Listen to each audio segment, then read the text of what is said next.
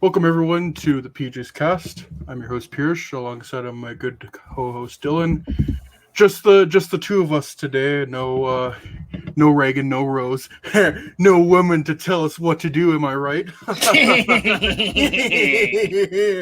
We're gonna do so much tomfoolery and Oh my mischievous. gosh. We're gonna be unstoppable today.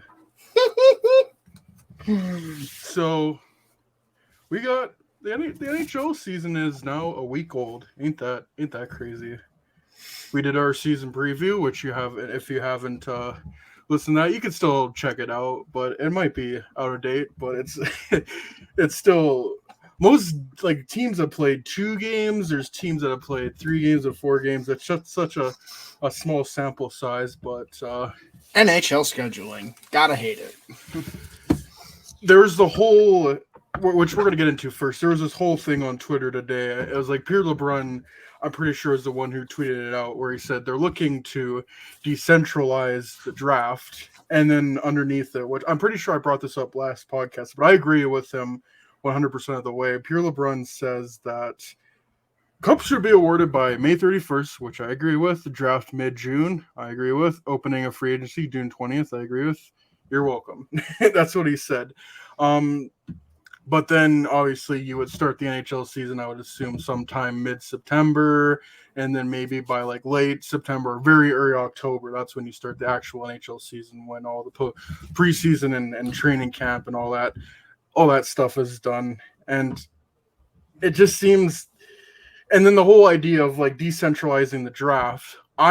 In my head originally, I was like, oh, they're going like full digital like they did during COVID in 2020 and 2021, where it's just they were doing Zoom calls, like decentralizing in the NHL draft. They still have all the players there. All the players are there with their family. All the media members are still there, and I would assume fans are still able to go there. But there's no, you don't have all 32 teams on the floor. And at first, I'm like, what? You can't do that. But then now, the more I think about it, I think this could be a good thing for the NHL. And I don't know much about like the NBA and the NFL, but I know they do it. So maybe you could speak more to that. What do you think? Yeah, I was gonna say this sounds exactly like what the NFL does. I mean, the NFL, the teams aren't there; they're all in their respective like war rooms, basically, in their Mm-hmm. facilities.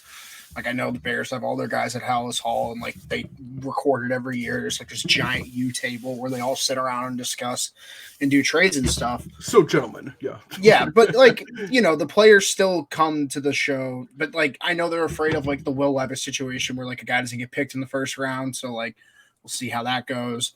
But like the fans still show up. It's still a big event. It's just we're not going to have that giant war room on the draft floor. It'll probably be more seats if anything. mm-hmm. Maybe some other type of thing that might be where the media sits now instead of like on the far end like how they usually sit. Who knows? I could see a world where it works. I could see a world where the NHL does what they usually do and kind of Fuck it half up, does it. yeah. Yeah, half does it. So we'll see. But I'm thinking of it from the angle. It's like I love the draft. Like you and I, we've gone to the draft the past 2 years. It's been great experiences. Like 2 different cities with Montreal and Nashville, but great times. I think having the NHL draft in different cities is a good thing. It brings in revenue and all that stuff. Again, we had a great time in Montreal, Nashville. I remember in Montreal, like the atmosphere was so great, and just hearing Gary Bettman go up to the stage, announcing the trades, hearing Kirby Dot got traded, hearing the crowd react to that, like that's what to me, what the draft is all about. But then this year, it was awesome to see Connor Bedard get drafted. I'll never forget that. But the thing that stuck out to me, like it wasn't as fun. It felt like it dragged on a little too long. We had so many it's also GMs. it wasn't a trade in the first round. Yeah, Either, that there that wasn't a doesn't help. trade, which I'll touch on that later. But like, I feel there's too much like extracurricular stuff of like going up to the stage and congratulating Vegas on winning the cup, congratulating David Poile on his career, like whatever, like cool. I coolly respect him, but like that's not what I think about for the draft. But the draft, it should be a day where all these 17, 18, even 19-year-olds that are getting drafted, the focus should be all on them. So I feel kind of moving the general managers away from that will put more focus on that, and still like you still get to go to the stage maybe and like grab your jersey and like shake your hands with Gary Bettman or whatever, but you're not having all 32 NHL teams or 32 times an NHL team walks up with their big brass. Like, it should be just like the GM and maybe like the director of scouting going up there, but like they bring a whole brass, like they're bringing their children with them. It's a little too much. Like the NHL draft should be like done within like 2.5 hours tops, but like it went over 3+ hours. So I'm kind of thinking of it from that angle. I think that could be a good thing for the NHL. To be fair, though, the NFL draft goes past midnight every year, though. So, like, if anything, it's going to get longer because it takes longer for the trade calls to get in. Mm-hmm. So, like, you won't know what the trade package is till, like, probably 2 picks later, usually, which at least that's how it's worked in the NFL. Even the NBA, like, the NBA, it'll work to where you'll see the team draft the guy that the team they're trading to wants. So when this trade finally goes through, it'll be after they've already done their picks. Like I remember that was a big thing with when the Bulls traded Jimmy Butler. They told the Timberwolves to take Lauri Markkanen when they traded him over. So we could see a lot of that happening too, which I think could be, I don't know if it's a good thing, but it's different. That's for sure. I think it's just going to make everyone tweeting it in like immediately even more valuable because it kind of gets spoiled anyway. I don't know. We'll see what they do. On the bright side, they said they're not going to start this year. It's probably 2025 if they're going to do it. So because they still haven't announced an actual place for the draft. Like they said, I heard Vegas, and I thought it was going to be Vegas, but they haven't officially announced anything yet. So I guess do it in the Sphere. Oh my god! Just have like you don't even bring Gary Bettman there. You just use the whole screen and have like Gary Bettman projected. Oh my god! Some dude's just like tripping on psychedelics in Vegas, and he just sees Gary's big bald head on the Sphere calling out freaking Macklin Celebrini to the Flyers or something. To the Blackhawks! Let's go! Man, I should have never smoked that shit. Now I'm in the Sphere with Gary Bettman on the Sphere. Never smoked that shit. Now I see Gary Bettman on the Sphere. Honestly, that's a great idea. That's what they should do. I think it would be a great way to market the league, which honestly segues into our next topic. Mm-hmm. Because, Pierce, did you know something? Apparently the NHL marketing at Stars is a bad thing. It's a bad thing, and we shouldn't be doing that. Oh, my gosh. You can get into this more. I really don't even know where to start. Like, it's why the NHL will never be taken seriously. Here's what I was gonna say. So I remember, I think it was back in like April or May, I was like watching this like throwback of, you remember the Stanley Cup playoff commercials where it's like history will be made. It's like the video of Bobby Orr scoring the goal against the St. Louis Blues to win the Stanley Cup. And then there's the other commercials where it was like showing all these players in interviews after they won the cup, and all of them can't like gather up any words, and it says like no words at the end of it. Like that's what you play for. This is Stanley Cup. The NHL is incredible at marketing hockey as a team sport to all like the hardcore hockey fans. Like us, we know the NHL, like hockey is the ultimate team sport. We love it. That's why we love the Stanley Cup. That's why we go through 2 months of it and a 6-month season before that. But we've said plenty of times on this show, we need more normies in the game of hockey. It's such a gatekeeping sport that, like, when anyone tries to get into hockey, it is actually all the time. Like, you need more normies to get into the game of hockey, and by doing that, you have to market your stars. Now, Crosby and Ovechkin came like. There's been generations of players coming in the NHL. Wayne Gretzky came in during the early 1980s, and he was a huge star. Like, he brought, like, to help bring the dynasty to the Oilers. He went to the Kings, made hockey popular there. Like, he was not just a hockey player. Everyone knew him that he was a professional athlete. Like, he transcended hockey. He was a celebrity. And I remember there's that infamous ESPN article or news thing where it was like, is hockey taking over basketball as like the most like up and coming sport in the US? And then obviously you look at basketball, like it's the most forward thinking sport, and it's the most fastest growing sport because obviously you had Michael Jordan in the 90s, and then you had Kobe, Shaq, like LeBron, and and now like Steph Curry, like they have so many stars, and the NHL has stars too, but we don't market them. Like Crosby and Ovechkin coming in 2005 was huge. I think that helped turn hockey around, especially coming out of the lockout. But there's been a lot of times where it feels like stagnant and hockey's not really taking off like it should be. I feel like we're getting to that point now where I think it can take off because we have such a good mix of like we still have Crosby and Ovechkin, but now we have guys like Jack Hughes and Trevor Zegras who I think they can appeal to like Americans who really don't know much about hockey. And Tage Thompson. Tage Thompson. Like there's so many great athletes, and then the moment like McDavid came in in 2015, social media was big, but it's nowhere near as big as it is now. Of course, the NHL and ESPN and TNT and whoever's hosting the Blackhawks game, of course they're going to market Connor Bedard. He's the biggest prospect, most hype prospect to come into the NHL since Connor McDavid. If Connor McDavid was not in Edmonton, like he would be much more of an household name. You have Connor Bedard in Chicago. I just want to preface this by saying I promise you if McDavid was drafted by the Sabres, he would have gotten this type of coverage too. Mm-hmm. It's just he's in Edmonton, and at the time, NBC Sports was not catering towards Canadian hockey at all. It was like if you're not the Bruins, the Flyers, or the Blackhawks, they don't care. Mm-hmm. It's different now, though. They are marketing the game completely different, and you're 100% right about that. Sorry, I didn't mean to cut you off. I was gonna say, ask most, not even Americans, like ask anyone in the world where Edmonton is. Most people probably don't know where it is on a map. Like it's hard to market Connor McDavid in Edmonton, but now that you got like Draisaitl and stuff and they're a good team, it's more easier to market that. Connor Bedard in Chicago, one of the biggest markets in North America, but I don't like the Blackhawks, so I don't like that they're covering Connor Bedard. Nope. My whole thing with it is just it'd be one thing if they're giving Bedard all this coverage and he wasn't living up to the hype. It'd be one thing if he wasn't second in the NHL in shots or shot attempts or shots on goal. It'd be one thing if he wasn't creating the most chances at 5-on-5 out of any NHL player through the first week of the season. Like, I would get it if he had 1 point in his first 4 games. And, like, I'm not one to box score watch normally, but, like, this he's doing everything besides winning in the faceoff dot. And, like, the fact that he not winning in the faceoff dot is becoming a conversation piece should tell you how good he's been. Mm-hmm. Like, this is, like you said, this is someone you should market. This is someone they know they need to market. And on top of that, just think of all, like, when they're covering Bedard, let's say they're playing the Coyotes, which they are playing on ESPN Plus in, like, a week. You can talk about Logan Cooley, too.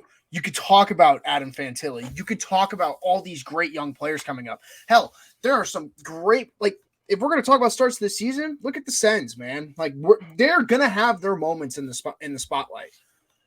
And honestly, to be fair, they've done a way better job of marketing guys like McDavid, Matthews, McKinnon, Makar, all these guys the last couple of years. Jack Hughes. Like, for God's sakes, on ESPN, I just watched a 5-minute pregame video about Tage Thompson before the game started last night. With Emily they Kaplan, are doing their job. Yep. It's just, guys, shocker. The number 1 pick and, like you said, the most hyped prospect in the last 7 years, when they post about him, it gets more traction. Good or bad. It doesn't matter. And, like, yeah, they're doing, like Taylor Hall said it best. They need to cut it down on the in-game interviews. I think that's going to stop now, honestly. Honestly, like, I agree with the fact that they're kind of overdoing it, but that's what they should be doing. Like, why do people have a... It's better to overdo it than to not do it at all. Yeah. Like, how, oh my gosh, dude. Like, it's just ridiculous that this is even a conversation piece right now. I know. Like, whatever. It's fine. Like, I don't think people realize that, like, this is going to spread to other stars. Like, it already does. Like, when I watch ESPN, if you pick a game to watch and it's covered by ESPN, they got at least 4 or 5 guys they are going to tell the casual audience about and tell them how good they are and tell them what their strengths are. Like, I was watching the Devils-Red Wings game, and Kevin Weeks was basically going off telling everyone how Jack Hughes is a fucking rock star. Yeah, how he is. Jeff Brad's a rock star. How Alex DeBrincat and Dylan Larkin are nasty. How Mo Sider's really good. Like, he was naming off the stars in this league. And yet, yeah, sorry, it's not getting the mainstream coverage that it should be getting. But it's going to. And if anything, it will by the end of the year when they're fighting for playoff spots. this should not even be a conversation. Like, this is why the NHL is so far behind everyone else. Oh, it's why no one gives a shit that Wemby's getting marketed out the ass. If NBA fans know why he's getting marketed out the ass, he's a damn good hockey player. NHL, when their rookie gets marketed out the ass, we can't do that, guys. Can you just market your stars? Like, But Bedard hasn't proven it yet. What is as a lot of things I've seen a lot of that. Whatever, bro. Like, that's the whole point. It's like, this should tell you how good this kid is. And I just think people are getting frustrated that they haven't done this with probably their team's favorite player or something, which is fine. Like, it's understandable. But, like, I just don't see a problem with it at the end of the day. I genuinely don't not. I don't see a freaking problem with this. Like, they do this for McDavid. Like, you know what team they've done this for extremely well the last 24 months? You and I talk about it all the time. The Vegas Golden Knights. They market that team so well. They market the Hurricanes well now, which you could not say 5 years ago. No. Like, this is just how the game is evolving. And if anything, it's a good thing.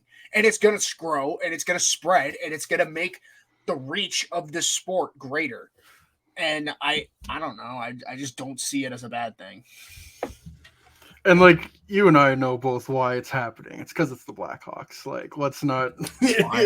Yeah.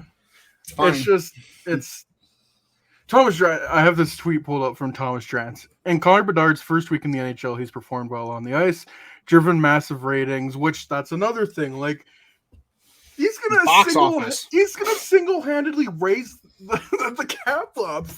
Like, I bet people won't be complaining when we see like the salary cap go up to like 90 mil plus, potentially even 100 mil within like the next 5-10 years by the beginning of the next decade. 100%. Like, they've had 2 franchises come in, and now on top of that, they're getting all this revenue from the media. Dude, like, I just don't see a problem with this. And, like, yeah, I could see why people are complaining because the cap hasn't gone up in the last, like, 4 years. It will, because it's going up next year. They've already pointed out how much it's going up. And if it doesn't go up that much, whatever. Like, it is eventually going to happen. This is what happens when a league doesn't make money for 2 years because of a pandemic. Like, everything gets put on delay. It's coming eventually. And I'm sorry, it's probably going to affect a couple teams' windows. Already seen it with Toronto to an extent. That's life, dude. That's life. Like, I don't know. Yeah, COVID messed up sports world. Well, cool. COVID messed up many people's lives across the world. So, like, get over yourself. Like, I don't know. To continue that, so in Connor Bedard's first week in the NHL, he's performed well on the ice, driven massive ratings, and continued to conduct himself like he always has in media interviews as a likable, accessible, focused young pro. Struggling to see the downside of any of this fake controversy. Like, it's so true. Yeah, and another thing, the kid has handled all the spotlight better than I've seen an 18-year-old handle anything in a long time. I would be shitting my pants at it. Like, I think of when I was 18, like I feel I've grown so much up from being an 18-year-old. Like, it's so, I can't imagine just turning 18. You've already had a spotlight on you we've known about Connor Bedard since before COVID. Like, we've known about him since he was 12, 13, 14 years old. And he's outperformed every expectation, whether that's in juniors or at the World Juniors. And now he's in the NHL, just turned 18. And, like, he's still, I think, yes, he's very humble. I would say he's very humble. Like, we've seen all the interviews where he's like, yeah, I got to make sure I make the team first. But this is a guy who doesn't want to take anything for granted. But then you see, we talked about this when we were doing the live stream, when he was on, I think it was when in the Cup final, when they have the prospects like go to the Cup final. I think it was in Vegas. We saw him on the TNT panel with Ball Bissonnette, and he like roasted him. Like, this guy has a personality. I think he's going to be nervous like the first little bit. He's an 18-year-old in one of the biggest markets in North America. Again, like, I think once he settles in, like, he's going to be fine. I think he already embraces playing in Chicago, and his personality will soon reflect that. It's just people just don't like the Blackhawks. And you know what? When the cap goes up like $5 million within the next year or two, you can say thank you to that. Yeah, like, and another thing is just like, they're not going to be doing this in a month. I don't think. Like, this is just because it's the new kid on the block. It's the new toy. Like, they wanted to showcase him. I just no. It's an 80. Yeah, like it's an 82 game. So they're not going to do this the whole year. But when you're playing Sidney Crosby on opening night in the NHL, of course you're going to market that. When you're playing another original 6 game with the Boston Bruins, you're going to market that. Playing the Montreal Canadiens and Saturday night hockey in Canada, you're going to market that. Playing against the Maple Leafs, you're going to market that. Like we have a schedule coming up against Colorado, maybe not as much, but I think when they play Vegas on Saturday, that's going to get some. Like, I don't get it, man. Like, people just don't like the Blackhawks. I can hear the argument. Yes, they're over marketing him, but there should be no problem with that. Like, there is no problem with that. And if you have a problem with that, you should just stop watching hockey. Like, I'm serious. At that point, you just don't want to see the sport grow. Like No. That's what it comes down to. Like, yeah, I could hate it. Like, it'd be one thing if no, you just don't want, like, for a sport that has had trouble growing for so long, and they are trying something new for the first time in God knows how long in terms of marketing their stars. They are trying something new. And nope, it's different. I don't like it. Like, shut up. God. You can't complain forever, and then the second they change, complain some more. Shut up. Like, whatever. I'm done having this conversation. To kind of wrap it up, like, the NHL is like the Victorian child of sports. Like, you know those memes where it's like, yeah, could you imagine showing it like a meme from like 2023 and then going back like to Victorian times and showing a kid that, like, they would just die. Like, could you imagine the Taylor Swift and Travis Kelce stuff happening in the NHL? Like, imagine Taylor Swift dating an NHL player. Like, we would, all NHL fans at once would just, their heads would explode. We couldn't rationalize that. Like, one of my favorite tweets of all time is like, NHL fans can't even handle Travis Yost food takes. How the hell are we supposed to handle like personalities and hockey? And it's so true. Like, I think a big thing about hockey is the people that run it, not the actual sport, getting in the way. But I also feel the fans get in the way of hockey as well. Like, we're guilty of that sometimes. Like you said at the start, it's a sport that is very much known for gatekeeping in the worst way possible. They want to get bigger, but they don't want to show anyone else their cool thing. Whatever. It's literally just like us going back to Victorian child and showing them the word bussy. That would be like that would be like a big thing. I'm gonna be like, see this, Gus. See this, bussy. Put them together. I'll make the defenseman on the Rangers. And they're going to be like, can we please hang this man? Like, we are not doing this today. We need to publicly stone this man. We're going to execute this guy now. He's a witch! What is Put him in the lion's den. He's speaking in tongues. Yeah. He's speaking in tongues. Get him out of here. Oh, my God. So why don't we talk more about Connor Bedard? Well, we'll talk more about Connor Bedard, but let's talk about the Blackhawks and their I would say better than expected start. Like, talk about point per game Corey Perry. Talk about how Seth Jones leads the league in plus minus. Let's talk about how Arvid Soderblom's got a 955 save percentage. I was gonna say all these people are right about marketing Connor Bedard. We shouldn't do that. We should be talking about, again, how Seth Jones leads the NHL in plus minus, and how Corey Perry is a point per game player, and how Arvid Soderblom and Peter Mrazek are the best goaltending duo. Tyler Johnson's got 3 goals start the year. That's like his best start as a Hawk by far. We've said this, when he's healthy, he's so good. Like, he's half a point per game player. But he's had so much injury problems. It sucks. It really does. I think the stat that, like, so the Blackhawks are 2-2. Like, that's obviously a tremendous start for. That's where they were last year too. I'm pretty sure, wasn't it? Well, considering it's a 5-game road trip to start the year, which is ridiculous against good team. Oh, yeah. Montreal's not a great team, but like we mentioned this earlier, like, you're playing in Pittsburgh, you're playing in Boston, you're playing in Montreal, you're playing in Toronto. Like, you're not going. It's big time venues to be. The spotlight is under them. Like, they're going through the gauntlet, I believe, and they're living up to it. And like, I feel like this year more than last year, like, yeah, they're still letting up chances, but I feel like Luke Richardson's defensive structure is showing more this year. And I think like guys like Jones and Murphy having a full year under their belt. I think Alex Vlasic's been tremendous this year. I think outside of Bedard, he's been the best player, like, at least of the young players. Like, of the kids, yeah. Like, I think the stat that sums up how the kids are doing right now, they showed like expected goals that haven't gone in yet, and like basically it's a stat that showed like it's a stat that shows that they're going to score goals eventually, and the two of the top three were Reichel and Bedard. Reichel leads the NHL in like not getting goals basically, but getting great chances. So pretty much luck. These pucks are going in eventually. Is basically what I'm trying to say. Like they are getting quality chances left, right, and center, and. Like, yeah, I don't like Reichel at center, but I get why they're doing it. But like, it's more so out of necessity. Like he'll go back to the wing. Eventually, he will get kicked back to the wing where he could use his game as more of a strength. But I mean, there's a lot of good stuff that there's some stuff that needs to be improved. But I mean, can't really complain with the start. Like I feel like my biggest like thing that is noticeable, like especially like first of all, I don't think they've allowed the power play goal this year. No, they still haven't. I don't think that penalty kill has been like that aggressive diamond that Richardson implemented this offseason is working to, and they're not playing bad power plays. We saw what Pittsburgh's power play did to Washington on the game after we played them. Like Boston's got a nasty power play. Toronto had the best power play in the league last year. Their penalty kill is solid. Yeah, penalty kill is solid as hell though. And power play will get there. Like I'm not worried about the power play at all. Like they get A+ chances every time they're out there.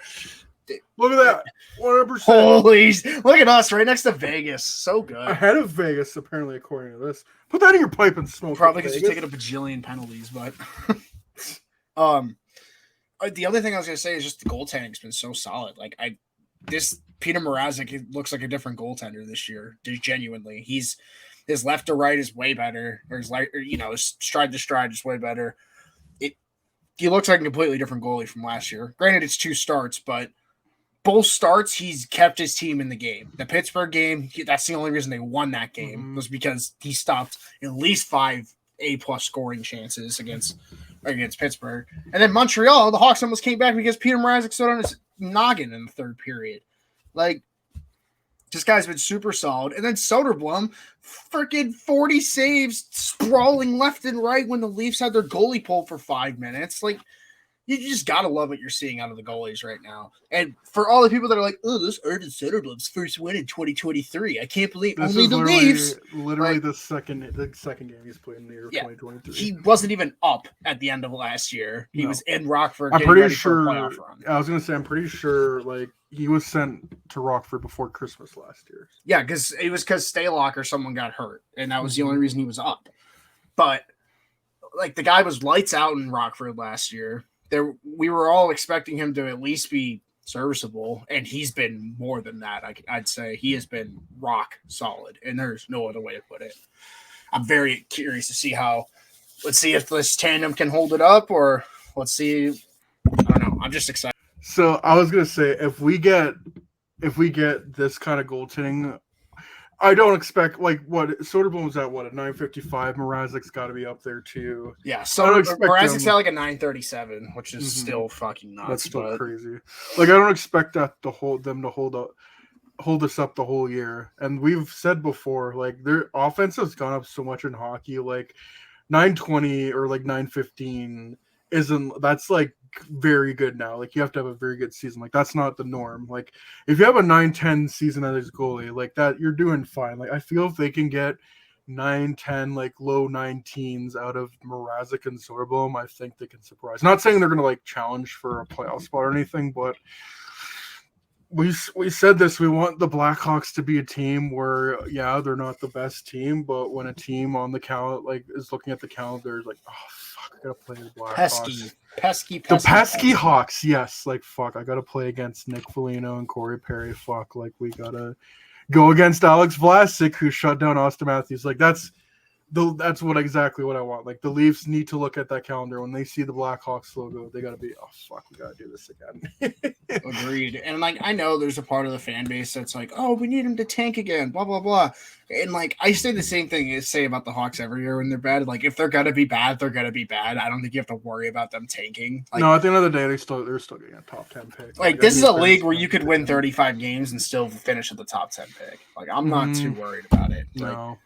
And if anything, I feel like winning a couple more games this year would help internally more than it would to get a top 5 pick. Like if they end up with like pick 8 or pick 10, I don't think that's going to hurt them as much as people think it will. Because this is a pretty like I'm not gonna say it's as deep as last year. It's not There's not some nearly names for still, forwards, yeah. but defenseman wise, you could pick up a solid defenseman around there. Be interesting. But like that's so far down the road. It's like if we really want to talk about that, the Lightning are going to give us the 11th overall pick because they're losing every game. Like no, it's the most house money year of all. Like last year, I feel like we are kind of like, okay, let's just enjoy game by game, like whatever happens. But like now this year, we can have our cake and eat it too. Like we have Bedard, we have Korchinski, who got his first NHL point. Congrats to him. We have Reichel up. I say this, there might be a chance Nazar's up at the end of the year. There's a bunch of young rookies from Rockford that might come up, like Colton Dach, like Isaac Phillips has to come up soon if there's going to be an injury on the defense. Like, just enjoy. Like, if they win an extra couple games and don't get a top 5 pick, oh, well, like, that's good for the young players. You're still probably going to get a top 10 pick. And, like, if they shit the bed and suck for the whole year, well, congrats. Like, another top 3. Don't think they're going to get first overall again, but like another top 3, top 5 pick to add to all like the young forward core that they have, like young prospect core. Listen, inside you there are 2 demons. There's the one that wants Ivan Demidov to play with Bedard, and then there's the other one that wants to see the team as a whole progress, which would mean that a couple of the kids progressed on the team, which mean I don't know. I'd rather just see developmental growth. I just don't think there's any bad outcome. Like what happens, especially this year. Just no injuries. That's the big thing. Knock on wood. Yeah, Hawks have been fun though. Like that Dickinson Perry Foligno line. I was joking the first time with my dad. I was like, this is the retirement home line, and they've been. Like, Foligno's got a better pep in his step than I thought he would. He loves being a Blackhawk. Like, it could be also the $4 million, but, like, he's genuinely embraced the role. Like, he's basically Connor Bedard's dad. Yeah. Just seeing him, like, mess with him all the time is so funny. And, like, Corey Perry, like, getting the last laugh of Ryan Reeves, which, like, the fact that like, I know you got to watch the Sportsnet broadcast. I couldn't. I was watching the Hawks broadcast, but the Sportsnet broadcast apparently is making such a big deal out of it. Oh, of course. It's Leafs. And then I, like, look at the box score, and Reeves played 6 minutes. Like, this cannot be... Mm-hmm. Whatever. At least Corey Perry's an actual hockey player and can. Corey Perry can put the puck in the net. Oh yeah, and he could have a couple more this year too. He's gotten real close on that power play. Like when he's sitting in the net front, they've hit him with a couple of nice. Like he had a great assist on the Johnson goal when Bedard just kind of like threw it into the crease and Perry banked it on the backhand right to Johnson, who was waiting for a shot. Like that, his hockey. I say it once on the stream last, and I'll say it again. Like his hockey IQ is still there. Like that guy, you could tell that guy was like a point per game player at one point in his career. This is a guy who scored 50 goals. This is the guy who's won the Hart, has won a Stanley Cup, Olympic gold medal, and he's still in the NHL. He is 20 years older than Connor Bedard. He was drafted in that great 2003 draft, which was 2 years before Bedard was born. Like. I'm pretty sure Frank Cervelli even tweeted it out. Like, is Corey Perry a Hall of Famer? Like, that guy is a Hall of Famer. And he has all the credentials for the Hall of Fame. Like, I'd be very surprised if he didn't get it. Like, winning is a huge thing. And, like, he's only has one cup. But, like, everywhere he's gone, like, he's gone. How many can say they have a cup and a Hart trophy, though? That's the real question. 50 goals. And a Rocket. Yeah, I don't know if he had a Rocket that year, but no, I'm pretty sure he won the Rocket that year. Well, yeah, like there's a very limited list of people I feel like with all 3 of those and a gold medal. So he's done everything. And if you ask people, he was like one of the best players in the 2010 team. It was like him and Getzlaf. Like Getzlaf's also a Hall of Famer. Oh, Getzlaf's nasty. Yeah. Like Getzlaf should have had. I don't know. If those 2 didn't play in Anaheim, they would have got a lot more credit for what they did. Like they even won a cup. Ryan Getzlaf, like when he was on, like there were very few players that were like he was up there with Ovechkin and Crosby. Like I always think about the 2010 Olympics. Like you already have Crosby on that team. Like you have Jonathan Toews, like filled with Hall of Famers. But like the player that sticks out to me from that team was Ryan Getzlaf. Like he was just a beast. And that 2017 series against the Oilers, like all the focus is on McDavid and Draisaitl, and rightfully so. They were great, but like he just took over those games. And like when he was on, like there were very few players that were better than him. 100%. He's gonna get more credit, I feel like, once he gets up, like, for Hall of Fame recognition. Then people are gonna start looking at his accolades more and be like, okay, wow, this guy accomplished way more than most players could even dream of in the NHL. Unfortunately, I don't think he ever won like a major award, but I know he's like finished as a finalist for Hart and all that. He's gonna fall in the category of guys like Nathan McKinnon, who like probably should have won something, but like Crosby, Ovechkin, McDavid, Matthews, like these guys just played at the same time as them. Like I could argue the same thing for Patrick Kane to an extent. Like the year he had 110 points, he wasn't even the highest scoring guy that year. Kucherov had 128. Like this is the league where it's how the league works sometimes. Like Getzlaf probably could have won one in those early 2010s. It's just Crosby and Ovechkin were otherworldly. Like there's no other way to put it. Yeah, he had 1,019 points in 1,157 games. Pretty good. Like he still could play. Like he had 37 points in 56 games. Like I remember there was the rumors he might go to Vegas. Like he could have done that. Those rumors are going on for like 3 years, bro. They're like, oh, they might trade him this year. Oh, they might trade him this year. And then he's just like, no, I want to be a Duck. I don't care if you stink. Back to my point of him being a playoff performer, 120 points in 125 playoff games. Yeah, beast. Like, anytime the Ducks lost, it wasn't because of Getzlaf. I'll tell you that much. No. 2010 Olympics, 7 games, 3 goals, 4 assists, 7 points. Beast. Yeah. And that's on a team that weren't too many passengers on that team. To say the least. No, it's all pretty much all future Hall of Famers and Hall of Famers currently. Which is why the NHL needs to go back to the Olympics. No, but no. I think you're just scared of what Canada's going to look like now. That's why they don't want to do it. They're like, we see Canada's back end and goaltending. Yeah, we see their goal. We see Jordan Binnington having this. Darcy Kemper? I don't know. Oh wait, it's Devin Levi. Sorry, yeah, I forgot. It's Devin Levi. I'm trying to think like who legitimately would be the Canada starting goalie, but it almost doesn't matter because their forward core is just absurd and their defense can hold it down. Oh yeah, I mean it probably is Kemper, honestly. Probably. It's like the thing with Canada is it's like when they won in 2002, they had Brodeur, and I'm pretty sure like Patrick Waugh and like Ed Belfour were backups.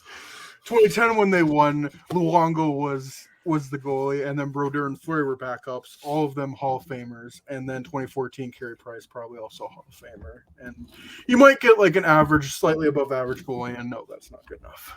Dude, like even at the World Cup of Hockey, I remember the 3 goalies were Price, Holtby, and Crawford. It's just like Holtby, I think is also. Yeah, Holtby is also probably a Hall of Fame. I think he should be. Holtby has a Vezina and a cup. Like, yeah, for a good 4 or 5 year span, he was top 3 goalie in the league.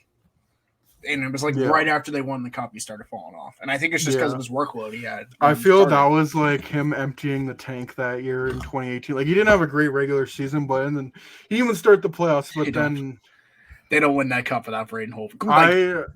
Sorry. I was gonna say one of the biggest fuck you moments in like recent NHL history is like fuck you, I'm winning this is Braden Holtby back-to-back shutouts to win game 6 and 7. Didn't allow a goal for how many minutes? 8. I think he went 8 periods without allowing. Because I was at the game 5 where the Lightning got 2 early goals, so like I remember that. Were you at game 7 too? I was at game 7. That was I've never heard the hype gets sucked out of arena faster. Where does that rank for you on like terms of like best games to be at for hockey? It's top 3. It has to be top 3. That and like game 5 of the Stanley Cup final, like those are probably that would be number 1 for me if I ever experienced that. Game 2, the Cup final was also cool, but they lost that one. But like, it was a fun game, but yeah, they lost. I don't know, man. Game 7, like. I just remember my cousin sitting there because we're sitting like in the Capitol section for first and third period. So we saw the Ovechkin. We had a really good angle of the Ovechkin goal. Of him just a piss missile from the blue. Wilson just fucking murders someone, and my cousin just screams, "He's over for the 1-T!" And Ovi just like, because I remember like all day, my buddy Connor and I were talking, who's a big Capitals fan. I was just like, all right, let's see if Ovi shows up today, because like that's the big thing. If their captain shows up, everyone else is going to show up. What does he do? 4 minutes into game 7, fucking hammers home a goal, gets the whole bench hyped up, sucks the whole like hype out of the crowd. And it was like that. Crowd for was the dead rest for of the the rest game. of the fucking game, especially after the Burakovsky goal where they just turned it over and he just goes 5-hole. Like, and then I think what was it? Backstrom either had a block or there was a big save by Holtby on Hedman. Like, there was a lot of times where I was just like, wow, Holtby's not letting this happen right now. Doesn't matter what you throw at him. And like for the longest time, that's kind of what described the Tampa Bay Lightning. They always just kind of ran into that wall, and then they became the wall. It's funny because that year, like Washington kind of passed on what their reputation to the Lightning, but then the Lightning won like in 2020. So, and now the Lightning gave it to the Panthers. Woo!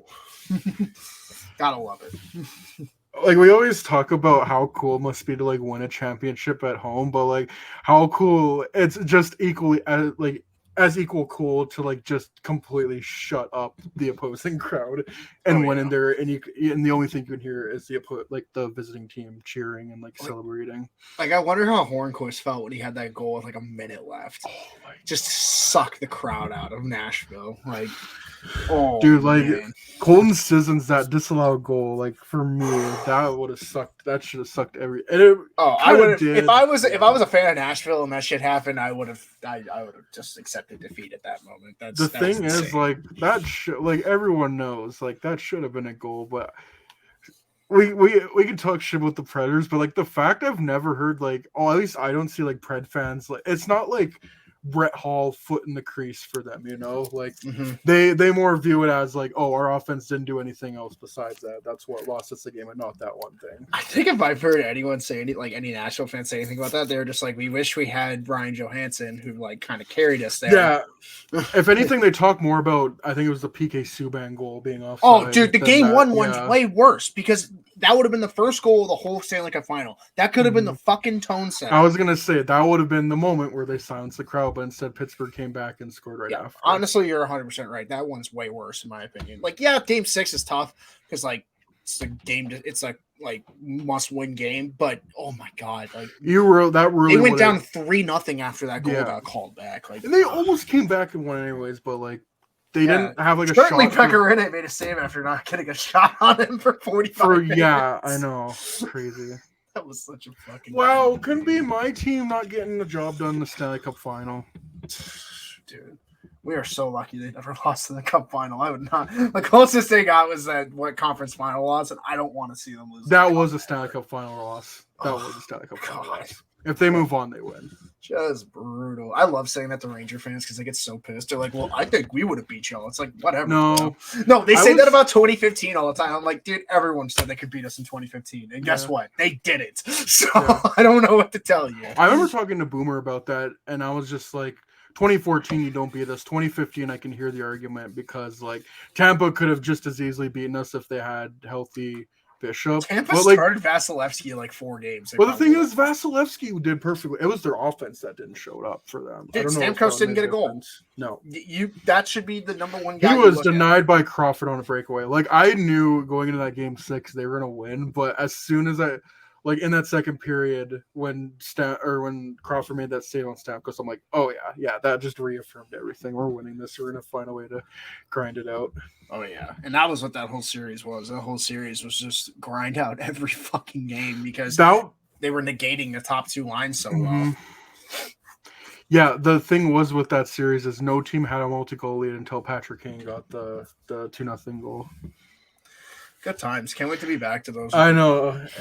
And the whole thing was like Patrick Kane really showed up, but a lot of the times in sports, it's not about like the quantity. It's like when you score the goals is when it matters, and not because you could score a hat trick in a game that you win like 9-0 or whatever, but your team still loses the series. No one's going to talk about that. Like, but you could score only 1 goal. Like Dave Bolland scored the Stanley Cup game-winning goal. I think that was like one of his 2 goals in the entire playoffs. Yeah, he only had 2 goals. The other one was a game 5 empty netter. Yeah. I know which one it was.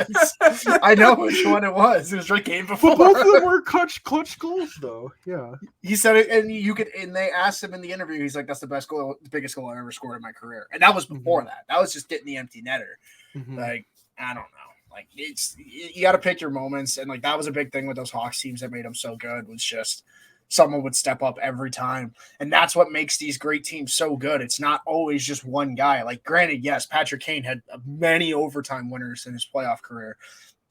Jonathan Taves has a couple. Brent Seabrook's got a couple. Like, that's what made him good, though. Like, it's not just one guy. Like, fucking Andrew Shaw's got one. Marcus Kruger's got one, bro.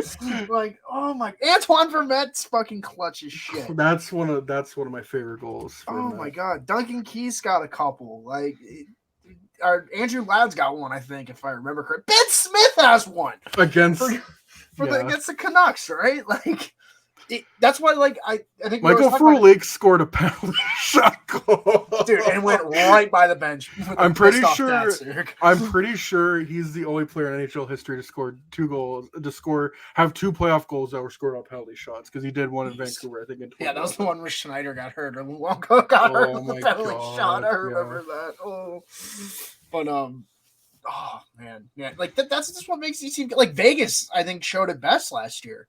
It was someone different every game. Chandler Stevenson had an overtime goal. Brett Howland had an overtime goal. Like, Jonathan Marchessault was unstoppable. Jack Eichel was unstoppable. Yeah, like Aiden Hill was amazing. Yeah, Aiden Hill didn't even play the first round at all, I don't think, and he came in and had like a 930 save percent. They have everyone's least favorite player, unless he plays for your team, Alec Martinez, because he always scores a big goal. Even if he only has 2 goals the whole playoffs, they're both gonna be fucking huge and they're both gonna be bangers. Yeah. So it's just what he does. Like, Nick Watt clutches all. Like, Mark Stone, dude, come on. Freaking hat trick in the cup clinching game. Just a beast. Like, holy shit.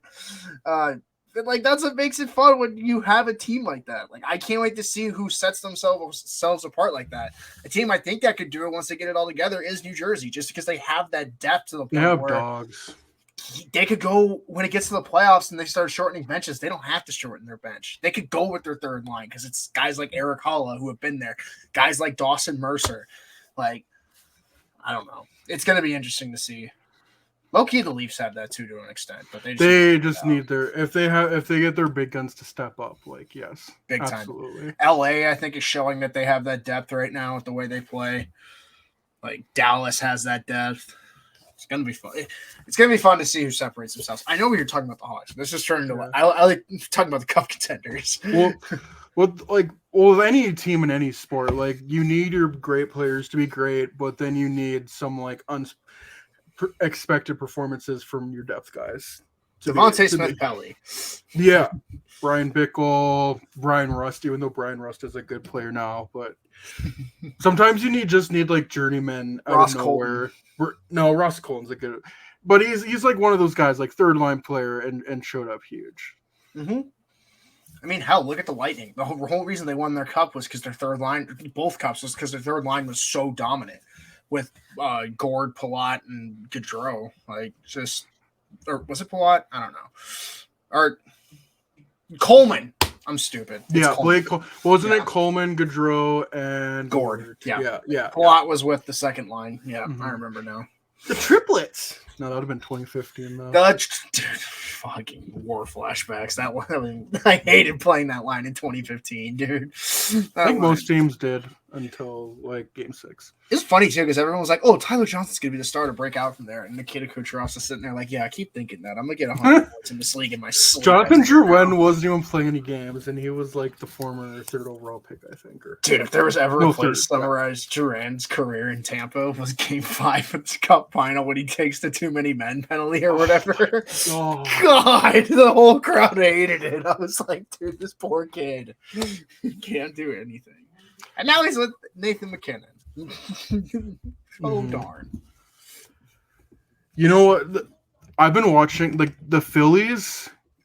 I just look at that team and they're just filled with a bunch of dogs. Like, I want to cheer for a team that's so just electric like that. Like, I would love to see the Hawks just that one day where everyone in their lineup is just a dog. Like, I look at the Phillies, like, when they beat the Braves, I remember there was like Castellanos had 2 back-to-back 2 home run games. Bryce Harper is tearing it up. And then it's like, okay, those guys didn't hit a home run, but then you go to like game 1, game 2 of the NLCS, like Kyle Schwarber hit a leadoff home run. Like they just have so many dogs in their lineup, and then Trey Turner's hit a couple of home runs. Like I just hope the Blackhawks get to that point where they're just so much fun to watch. Like like that's the only word, the words I think of, like electrifying and like dogs. They're just full of dogs, that people that just know how to, that embrace playing in the spotlight and get it done in those big moments. I think the Phillies are going to win the World Series. Like they're not only are they just hitting home runs at will, their pitching is so good too. Like I think they take it, but yeah, honestly, just anyone but Houston. They're down 2-0 to Texas right now, and I'm pretty sure they play like right away. So yeah, they're playing in like 10 minutes. It's Max Scherzer's pitching too. I forgot he got back from injury. Max Scherzer in a clutch spot. Certainly nothing can go wrong here. He won't let up 4 home runs or whatever he did last year with the Mets. Oh man, is he gonna have his playoff Kershaw moment?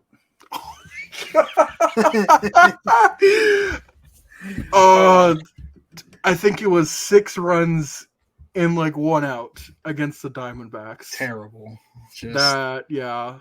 And to show you how well the Phillies are playing right now, like the Diamondbacks steamrolled the Dodgers, but the Phillies beat the Braves, the best team in baseball, and now the Phillies are just demolishing the Diamondbacks. Like Rangers might deal with the Astros. Astros might come back, but all in all, I still think the Phillies win it. Like I think they want to get revenge from last year. Like they now, like, not only is their offense just unstoppable force, like they have something like 15 home runs for like their first like 6 or 7 games. I'm pretty sure it's more than that, but like now they have the pitching. Like Zach Wheeler and Aaron Nola are as good as like a 1-2 punch you can have, and their bullpen's been solid too. So I think the Phillies get it done this year. Let's talk about baseball. Let's talk about Connor Garland potentially being a trade target for the Blackhawks.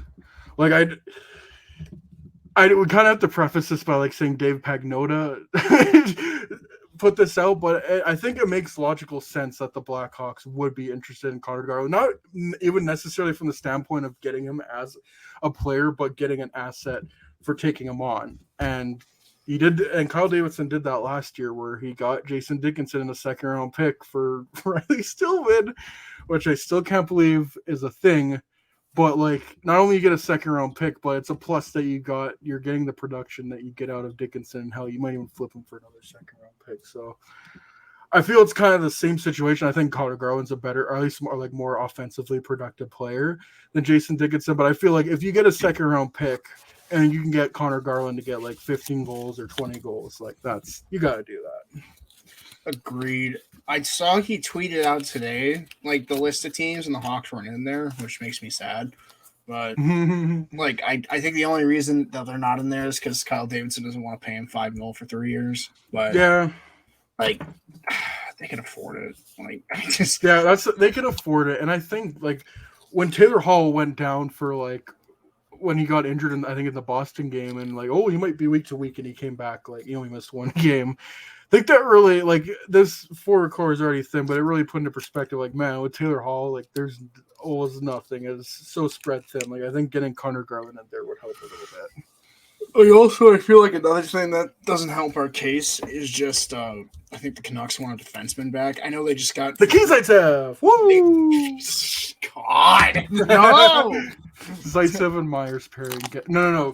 Zaitsev Myers or on the Ian right Cole. side, which is nightmare fuel. Holy shit! But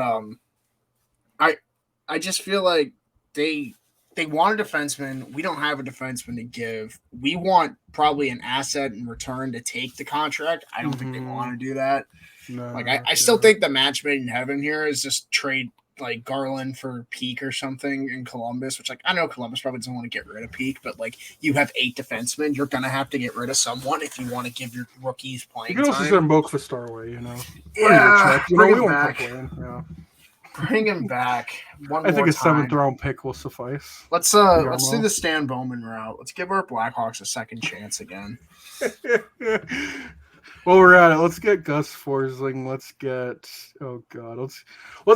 sign Tavo when he goes to free agency. Let's just do all that. Yeah, and I say that about the Garland trade, but like, there's the other side of me that says like, I just know Patrick Alvin wants Boris Kachuk. Like, I just know he wants him. I just know he's salivating for a and player Reese like Johnson. that. Oh, even better. Yes, or Mackenzie Entwistle. Yes, We'll give him a whole forward line. I know that's what you want. You just don't want to say it. And like, I can see it on your face. Just I'll put the trade in for you, Patrick. All you gotta do is call it in. All you gotta do is call it in. Don't look at the name that's coming back. You want the salary cap space. You don't want what's in this mystery box. It might be Colin Blackwell. Who knows? Who knows?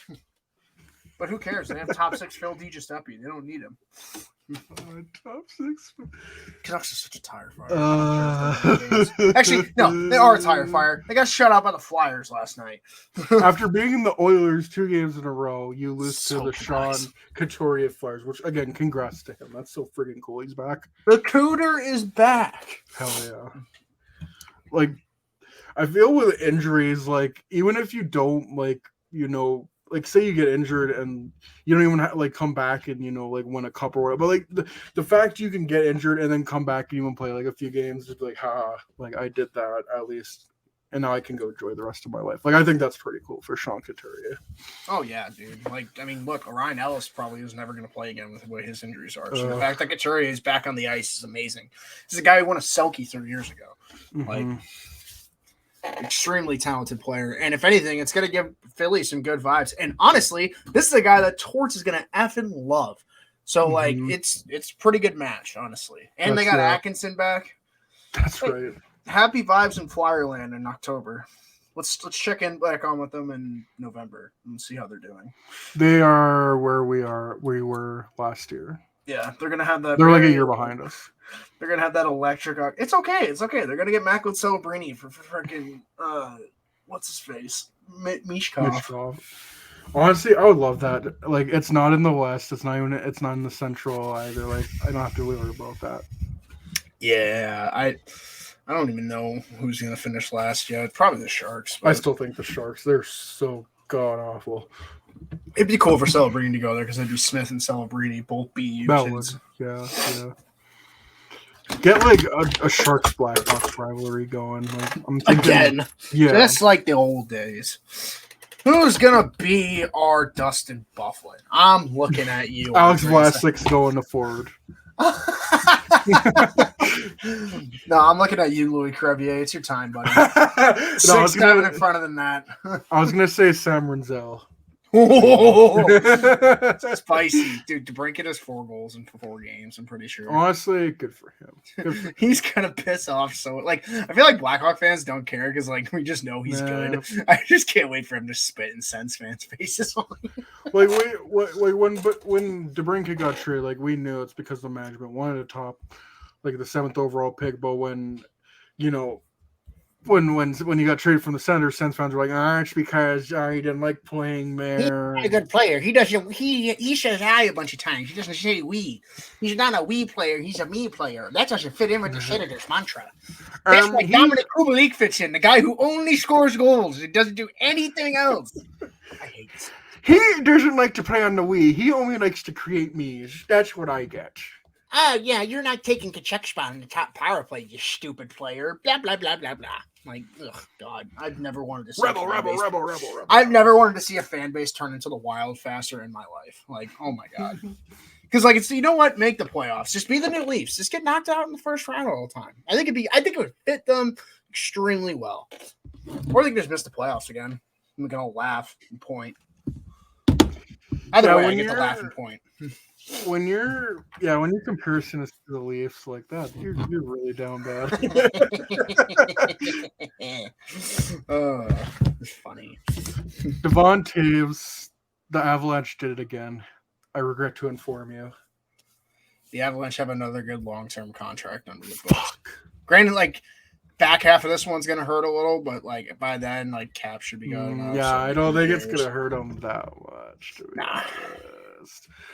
I think he is 29 right now, so he'll be 30 when it kicks in, 37, whatever. Like, the cap's not a real year when it ends. That's all I know. Yeah, yeah, that's true. What is that, like 2031? Yeah. Yeah, 2031. No, that is not a real year. It's not a real year. And that means they have him locked up longer than Cale Makar, which is here's what's funny to me right now. I just looked at their cap friendly. So Cale Makar makes $9 million for the next 4 years. Sham Gerard makes $5 million for the next 4 years. I can't help but think once both their contracts are up in 4 years, that $5 million is just gonna get stapled on Makar's next deal. Like that's just gonna be his next contract's gonna be like $14 million because I still believe he got underpaid on his first. 100%. Yeah, but that was also his RFA deal. Like, if it was his UFA deal, he gets like probably McDavid money. He's gonna get banking. The year 2027 is gonna be freaking interesting. But they'll have a lot of money off the books. They'll be able to pick him up. And what's I was gonna say, and with the cap going up, like if it goes up how much they say it's going to, like if we get to $100 million by like I don't know 2030 or early 2030s, like we're gonna see some crazy like. What's McDavid's next contract going to be? Like 15, 16 maybe? Can you even go that high? Because I'm pretty sure it's 20% of the cap is like the max. I think you salary. can get 6. They should be able to let him get to 16 because it's like he'll be worth it by then. That's what 3 years from now. Mm-hmm.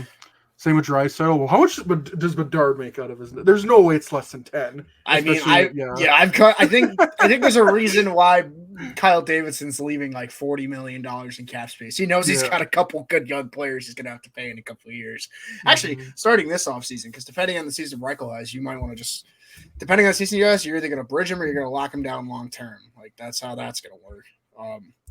But like with the Avs, like.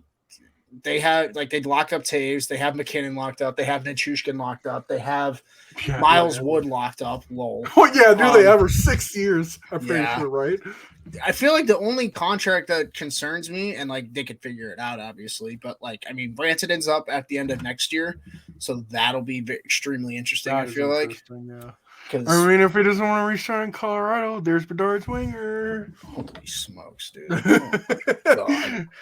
Mikko Rantanen slinging pucks to Bedard that would feed holy shit. Do not put that thought in my mind because now I'm just gonna get my fucking hopes up. I'm gonna have he's gonna sign that extension next July 1st, and I'm just gonna call you and be like, oh man, yeah, I'm so sad now. I'd have never thought of that, but now that I know about it, I want it. Like the two names I've been looking around for next year for the Hawks are like I want one of like Nylander's not going to make it to open market. But like I'd love Sam Reinhart or Jake DeBrusk. One of those two to get. Jake DeBrusk seems pretty reasonable. Like I feel not only could they could probably trade for DeBrusk and like Boston could do a cap dump like what they did with Hall and we could get DeBrusk in the same way. Mm-hmm. I just they need another middle six guy. By the way, same birthday as me, Jake DeBrusk. No way. He'll have the same zodiac sign. Whoa! I'm pretty sure I'm a Libra or a Virgo. I don't remember.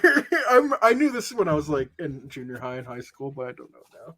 I'm a Leo. He's giving major Virgo right now. He's giving major Scorpio vibes, fellas. Got in a car crash. Well, that just happens to be I'm a Scorpio. Like, sorry, I'm a Cancer. Like, sorry. I think it was just because the driver in front of me was a Virgo. I felt his energy. That's why I decided to just go 40 into his back. It's that time of the year. I am a Virgo. Your Honor, my client is a Virgo. Your Honor, my client is a Virgo. She did not mean to run into an old lady. Just did not happen. But enough about Teslas. Yeah. Fuck you, Elon. Have you seen the picture where it's like a baby across the road, and then like a grandma walking with her walker, and it's just like if it swerves this way, then it's gonna hit the baby, and then someone's like, if it comes in like this, it can get. No, can you send me that? I need to see if I can find that picture. Oh my God, that sounds so funny. It is. Hence why I laughed. Something that's not so funny is I was gonna say that. So one thing we didn't really talk about in the Montreal game was that game got a little chippy. Same with the Toronto game, honestly. But Jared Tenorti, I don't know if he got this injury on that play. I don't know how he might have aggravated it, but it wasn't what caused it. He didn't break his ACL, MCL right there.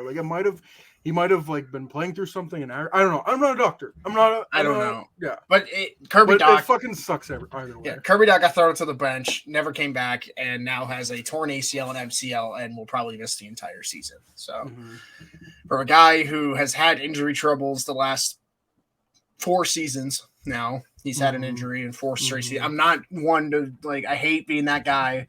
But, like, you have to look at it. He has an injury history. This is just, like, stuff you can't even guess what happened, though. And from the looks of it, it looked like he took a step this year in the couple games he played.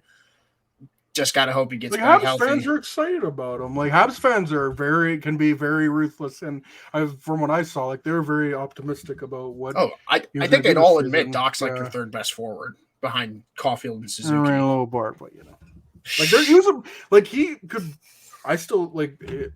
Who knows? Maybe there's a reality where he's fine. Like he takes the rest of the season off, comes back, becomes their second line center of the future. But it's just when you see this year after year, I don't want to say like his career is over or anything, but like you can see why maybe it was smart for the Blackhawks to move on. Hey, we can even make the argument like Nazar missed most of last year too. Like, injuries happen, but it just seems every year, and it fucking sucks to see. Like there's so much potential. He totally got rushed into Chicago. And should have been back at the Dub when he was an 18-year-old, but he can't go back and change that. Nope. That's what happens when your GM's on the hot seat, fellas. Yeah, I was gonna say like how much of that is like on the previous regime of what's not like saying they caused injuries, but like they rushed him in and like didn't let him ripen or like whatever the saying is, like just let him play in the WHL, let him cook down there. But no, we're gonna bring him up to the NHL right away and put all these lofty expectations on them because our team sucks and we need some kind of hope. We need to sell tickets, yada yada yada yada, and look what it's done. Yeah, and like my only concern with Doc going forward is I really hope he doesn't lose a step because this is the guy who like isn't the fastest skater to be in. Like he has a good step for a guy his size, but injuries like this, we've seen him take out foot speed of players easily, and I get concerned with that.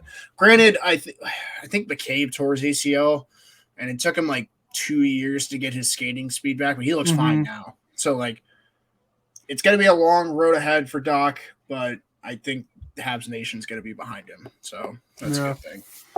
And I feel most Hawks fans are like, oh, damn, that sucks. But, like, obviously, I saw a few. It's like, haha, Kirby Doc, that's what you get for, like, celebrating in Chicago when scoring that shootout goal. Like, fuck off. Really. Whatever, bro. Like, he's freaking my age, man. Like, it's so crazy. Like, have you seen that interview about that game from Doc? Yeah. Doc was like, when you go on the power play in overtime, I know Cole's a good shooter, but I was not passing that fucking puck. He's like, I was shooting that thing every time. I don't care. But I hope it sucks, dude. I thought this was gonna be the year he really fucking took off because he was gonna. It seemed like him, Slavkovsky, and Newhook was gonna be the line. That's a very intriguing line to say the least. That's unfortunate. It does suck, but like all good wishes to him. Hopefully he recovers, and at the others, maybe it's just a little footnote in his career. Hopefully. Here's some good news though. I saved this article to the Athletic, and I need to pull it up. But what happened was, so CCM has decided to be a sponsor for the PWHO, which is good news. I remember last time when we talked about this, that Canadian Tire was a big sponsor. And when you're starting up a league like the PWHO, like you need to have big sponsors in there right from the get-go. Like obviously Canadian Tire is huge, especially when it comes to like hockey and all that stuff.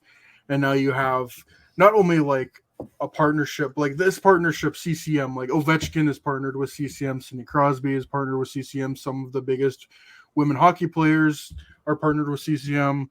Like, so it says, along with NHL stars like Connor McDavid and Sidney Crosby, CCM endorses several women's hockey players, including Sarah Nurse, who's on Toronto, Erin Ambrose in Montreal, Kendall Coyne Schofield in Minnesota, and PWHL number 1 pick Tyler. I don't know how to say her name. Heisey. Mm-hmm. Yeah, there you go. And CCM is the same company that paid Brianna Decker. Remember when she was in the I think it was the skating challenge at the All-Star game, but she had the fastest time, but she didn't get paid the $25,000. I forget who it was, but then CCM came and to pay the money anyways, which is so cool. So it's good to have that big company behind them. Two big companies now, like CCM and Canadian Tire, will work in tandem. So I just wanted to bring some light to that. I think that's pretty cool. Oh, dude, it's awesome. And like the more sponsors they get, the better. It's going to allow these women to get paid at a higher level. Like, it's just the more the merrier, in my opinion. And now I'm hoping that we'll start to hear some more about how their games are going to get covered, because I'd love to hear like ESPN Plus pick them up or something, so where we can watch their games will be able to be streamed everywhere. Very curious to see what their next steps are. 100%. I'm pretty sure like January, I think December they start like training camps and all that stuff, and then January I think is when the season starts. But obviously we'll have more updates on that in the future. But like, I think we've said this on the show before. Like, I don't think these women are expecting to make like millions of dollars out the gate. Probably not even hundreds of thousands, but like these women have played hockey their entire lives. They've worked just as hard as most men have to get into hockey. Like, why can't they get like at least like a livable wage off playing hockey and making that their livelihood? Because most women hockey players have like a second job, or they're in school trying to become like, I don't know, like a nerd, like anything you can do in school. Like they should be able to make a living off hockey too. 100%. And it's not going to be something that happens overnight, but the more steps that get accumulated towards that, the better. And that's what makes me excited. Is that it seems like almost every month or every week we're getting some new piece about the PWHL that's going to make so many people's lives better that play the sport, and it's going to help grow the game in so many different ways. And I'm just excited to see what happens next. That's like another thing. Like, we talk about marketing to like the average like person in like the US or whatever about hockey, like having like the like women play hockey now you can advertise that to young girls that like, oh, I can play hockey, I can, play hockey for a living and have fun while doing it, Like that, like that's what we want. That's where I hope the game is in the next couple of years, to where a little girl can just turn on the TV and there they are. It's Boston versus Toronto and the PWHL, and it's a rivalry game, and like that's where I hope we are in the coming years. Very excited. Like the huge thing with hockey is accessibility, and I still think ultimately the way that is getting in hockey the most is, one, the culture, and two, the freaking pricing for hockey. Like, I don't know how my parents got me into hockey when I was that young. Like, it was expensive when I was like not even 10 yet, and like 15 years have gone around from that. I don't even want to think about like how expensive it is now. Like, I've seen the prices of hockey sticks and hockey equipments, and it's like cheapest one you're getting is probably, it's like a hockey stick, it's probably $200. Skates, it's probably the same thing, $200 more than that. Like, it's ridiculous. I don't know how. And that's why I think we're seeing like in hockey there's a lot of these younger players that come up are, you're either a son of a former NHL player or you're a son of a very rich friend. Like, there's very few like rags to riches stories in the NHL, even like compared to other sports. Like, I still like mostly now, like if you have like, even like if you come from middle class, like it's very easy for you to like make like the NBA or NFL or MLB, whatever, but like there's almost like no rags to riches stories in the NHL. Like, it's crazy because it's so freaking expensive.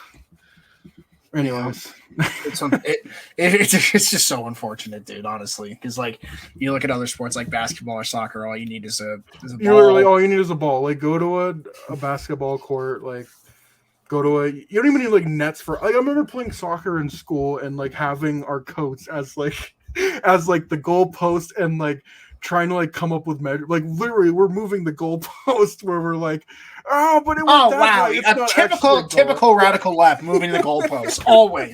always, bro. I won't comply to your woke norms on moving the goalpost.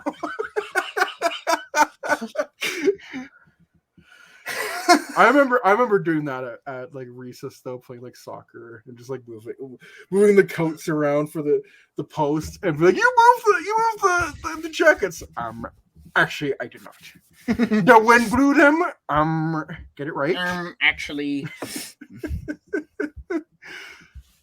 Yeah, and that's the thing about hockey. Like, you need a stick. Like, you can play floor hockey. Like, all you need is a stick and a ball. Like, but if you want to play ice hockey, like that's You a need so much different stuff. match. Like, before even picking up the stick You need and skates. skating with the puck, you gotta learn how to skate, man. Like, Yep. that's a whole separate thing you gotta do. And then you gotta learn how to skate, and then you gotta learn how to skate with handling a stick. I was gonna say you because gotta learn how that's to a whole- skate, then you gotta learn how to skate with the stick, then you gotta learn how to skate with the puck on a stick. Like, it's literally you gotta learn skating like 2 or 3 different times.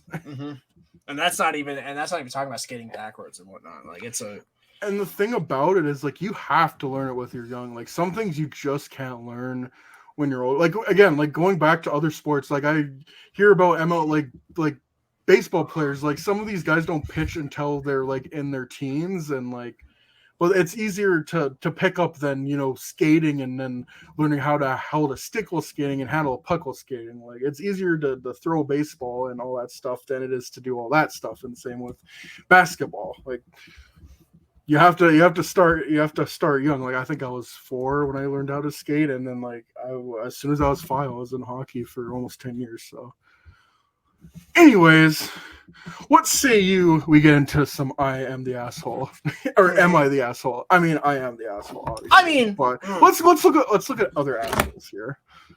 Let's hope no one's putting wood shavings in their food this time. Every time I hear that, just it's so bad. Unhinged, like that is. You should be in jail for that. Like, literally, bro. It's attempted murder at some point. And like, the brother of the girl that was happening to caught him in the act and is like, you gotta tell her. Like, I see anyone doing that, I'm beating the fucking brakes off of him. Like, there's no ultimatum. You're getting your ass kicked if you're trying to fucking kill one of my family members. Your problem, buddy? Yeah. But we're gonna start off with r/true off my chest, because I saw one that really stood out to me. Got a vasectomy. Now I have a superpower? 2 question marks. Why? Snip. You have no idea the toll that 3 vasectomies have on a person. Oh my god.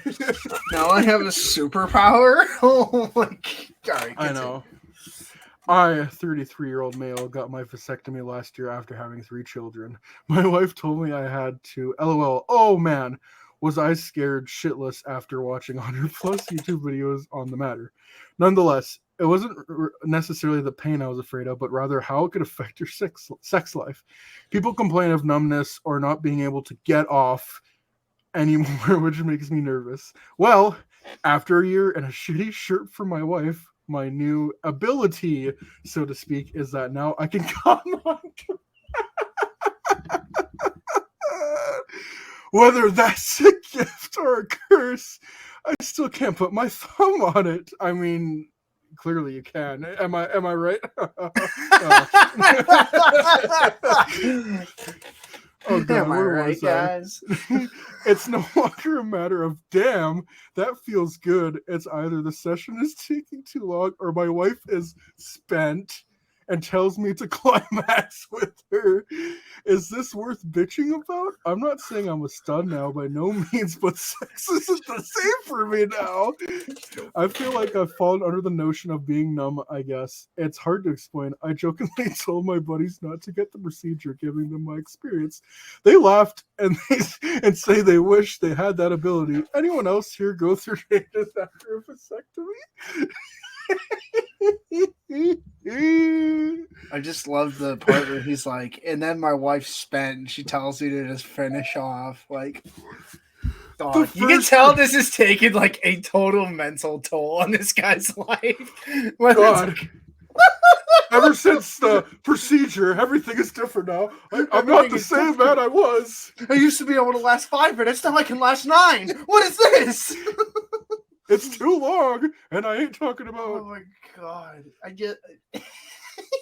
See, now he needs to get crazy. Now he needs to take some Viagra and see what's really gonna happen. Oh my god! Speedrun sex. like by doing Christ. that. Can you imagine him just like walking into the doctor and being like, "Doc, okay, I need to ask you something." No, It's Doc, just between you and I, Yeah, bro to just bro, between you heart and to I, heart not here. men in the room. Now I got the old ball and chain off me. We can talk about this. No, and then he says it, and the doc's like, "I don't believe it." He's like, "Well, I can show you right now. Like, Another give me one- 2 seconds in the bathroom, and I will show you." Another one I was listening to was this guy talking about how he got cysts on his ass and his boss didn't believe him. So he literally, so he spread his ass cheeks and like took a picture of it. And the funniest thing was when he was describing it, like he had to do it by himself, so he had to set a timer on his phone. And then he Spread went the cheeks, and then he went onto the computer to print it out. and then he brings it in with the doctor's note, and then he shows his boss, and his boss is like, didn't believe me. He's like, "Oh, I'm so sorry, I didn't know." It's like, yeah. Oh, it's all fun and games until you got a little butt picture on your fucking front desk, isn't it? So the replies to this guy's name is Sir Butt Savage. Dude's a nut bender. I'm nut bender. I can't, bro. I fucking can't. Oh my god. He's a nut bender. He's the 5th fucking form. I love this whole thread is just a bunch of jokes. Everything changed when the Seaman Nation attacked. None of the other nations saw it coming until it hit them right in the face. Jesus fucking Christ. They came from behind. Oh man, this like goes on forever. So yeah, there's not even he's the asshole for being able to come more. Yeah, that's just crazy. So, oh man, I saved 4 of them. Let's go with this one. This is an interesting one. Am I the asshole for not letting my daughter control the thermostat? Context: we're from the UK. Boo! Already the asshole. Just off that. I'm struggling to see why we are the assholes as deemed by my parents and sister. My husband uses Reddit and thought this sub would provide a third insight that we're missing. Major family trauma. Let's go to Reddit now. First of all, your husband using Reddit is a red flag. Continue, though. My husband, 42-year-old male, and I, 40-year-old female, have 2 daughters, Jane, 22, female, and Lisa, 5-year-old female. This concerns Jane, who has been struggling with the cold. Jane started to complain about the temperature of the house. Now it's no longer summertime. Currently, we leave the central heating off all the time apart from in the early morning, 5 to 7 a.m. So Lisa doesn't get too cold when she is awake. My husband and I don't have an issue with the temperature of the house. It's approximately 16 degrees. I don't know what that equals to in Fahrenheit. At night, I think it's 60 Fahrenheit. At night across all of the bedrooms since we checked in case her room was draftier. We don't really feel it and do not see where Jane is coming from. Jane complains and says she wears multiple layers to bed and around the house while we are all asleep. So she asked if she could have access to the thermostat in order to switch the heating on at a higher temperature than 18 degrees. The whole thing, funny thing about this is my family, we keep our whole house incredibly cold. We keep it at 18 degrees. Like that's average for us. I think that's low 60s for Fahrenheit. Mm-hmm. Okay. She wants to raise it to 21 degrees, but we said no. She keeps complaining about how she has to wear 4 layers to bed so she doesn't feel cold in the morning. Lisa says it isn't cold when we ask her. My husband and I also don't feel the cold, so we said no to her asking and thought that would put an end to it. It did not. We had dinner at we had dinner at my parents' house in which Jane was making comments about how warm and toasty her grandparents' house was. My parents were shocked that we didn't allow her access to the thermostat, and they tried to sway us into giving her access because it isn't right for her to sleep in multiple layers. My sister also agreed with them and said my daughter has valid points since the temperature is starting to drop in the night. Oh, hi, Stevie. Are we wrong here? Hello, everyone, and thank you. Okay, so this is, I guess, like an update or edit. Hello, everyone, and thank you for all your feedback. I did not realize there were so many reasons as to why my daughter potentially could be cold, and that layering may not work in those cases. We reached a compromise with our daughter. She can have a small heater for her room with a timer, so I'm 100% sure it is not left on overnight for my own peace of mind. We are also going to buy our heavier duvet and thicker mattress topper to prevent cold from underneath the bed. Thank you all. I just love how it's like, we're not going to turn it up. We're going to get you a little heater. I'm pretty sure, like, wouldn't that be... I don't know if it, like, makes a drastic difference, but, like, wouldn't it just be easier to turn up the heat? Like I said earlier, like, my family, we keep our house pretty cold, but we like it that way. Like, we all together are like, yeah, we can live with the house being colder, so that way, you know, we're not too hot and we don't use up much of the heat. But not every family is the same. Like, pretty much every sleepover I went to when I was younger, like, houses would, especially in the winter in Canada, the houses would get so freaking hot, and I would have so much trouble sleeping. Like, I remember when we were in Nashville, like, we kept the air conditioning on the whole time. That's how I like going to. Well, it's also summertime in Nashville. Yeah, and there's like a heat advisory. It's like 100 degrees. Kind of had to. Yeah, like... yeah, exactly. But like, it could get hot here in Edmonton. Like, it could get that too. Like, it can get pretty hot here, but. Not every family is different, though. I'm sorry. I'm just looking at Stevie behind you. Stance the fuck up looking at the door. Yeah, that's my new wig. It's Stevie. Oh my god. It's so funny.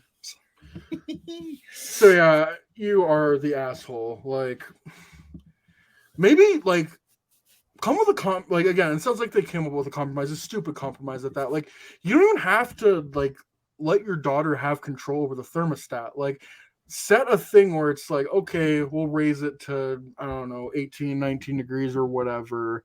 But, like, let the parents control that and not the kids. So, you know, she's not doing it at random. But, like, if your kids are cold, like, raise the freaking heat up. Like, I don't think it gets that cold. Like, they're in the UK. I don't think it gets that cold in England where you're constantly having to have the temperature on. And again, like, I'm of the perspective, like, I can just throw on a sweater or whatever. Like, I can layer up. Like, I'm fine. But, like, it's not different family. Can't like layer family. down. You can always layer up. Yeah, that is true. But, like, freaking, I don't know. Like, let's read the comments here. You're the asshole. 16... Let's read the comments. You're an asshole. 16 Celsius to 60 Fahrenheit, or even 18 Celsius to 64 Fahrenheit is too cold for most folks. Not me, though. Just because you're fine. But this is the point right here. Just because you're fine doesn't mean it's reasonable to expect her to be miserably freezing. I see you're not interested in keeping the heat on consistently either, so that's miserable for her as well. Why do you think she should suffer so you can save a few dollars on the power bill?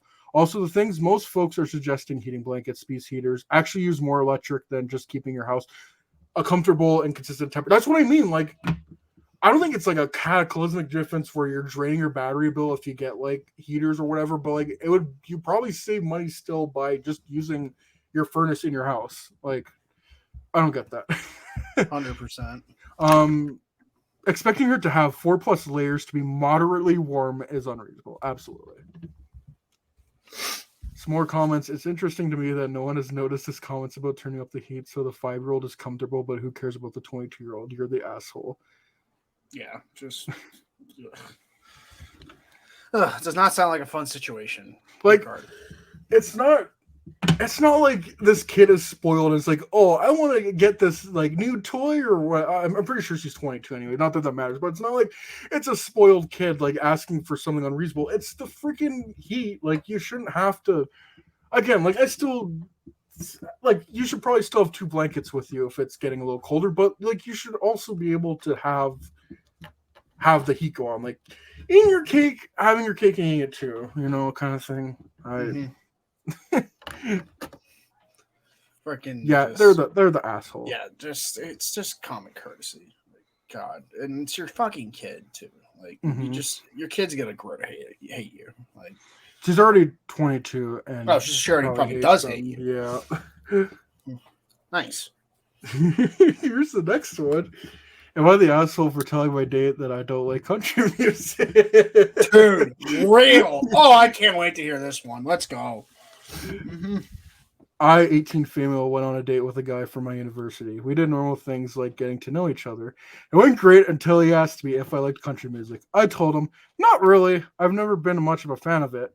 He said, oh, why do you like it? And got snappy with me. I said, never really thought about it, but I just don't like the way it sounds.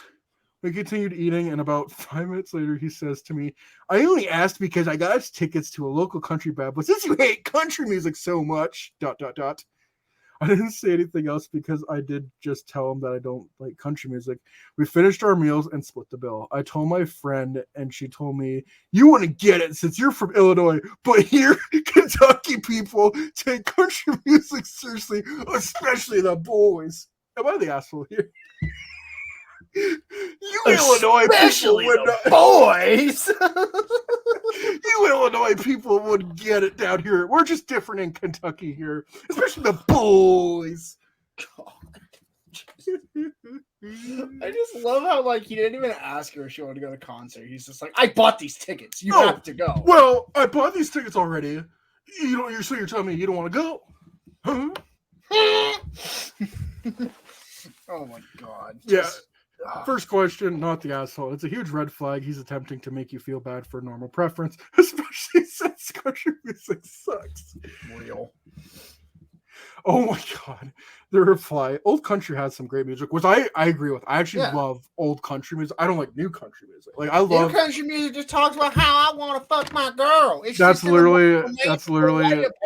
In that comment. It's like today's country is largely Jimmy Buffett with a twang. That's my type of country there, Failure. Then he don't worry, because I bet you that dude fucking loves Morgan Wallen. And I bet he goes to all them racist concerts every day of the week. Fucking give me a break. And like, listen, if you like country music, it's nothing against you. It's just not my cup of tea. I feel country music, it's one of those divisive things. Either you love it or you hate it. Yeah, I can tolerate it. The door. Oh my god. Stevie's like, I run this. Stevie's like, I run this city now. There we go. Me. Okay, I actually like old country music. Again, I don't like old country, like new country. Like I like me some Johnny Cash. I like some Dolly Parton. I like me some Hank Williams, who is like the OG country music country music. Like he did stuff in the 40s and 50s. Like I like that stuff. Personally, I'm not fond of the new country music, but you know, it's one of those things you gotta like it or you hate it. But yeah, like just the thought of like I'm gonna buy his tickets. You don't like country music?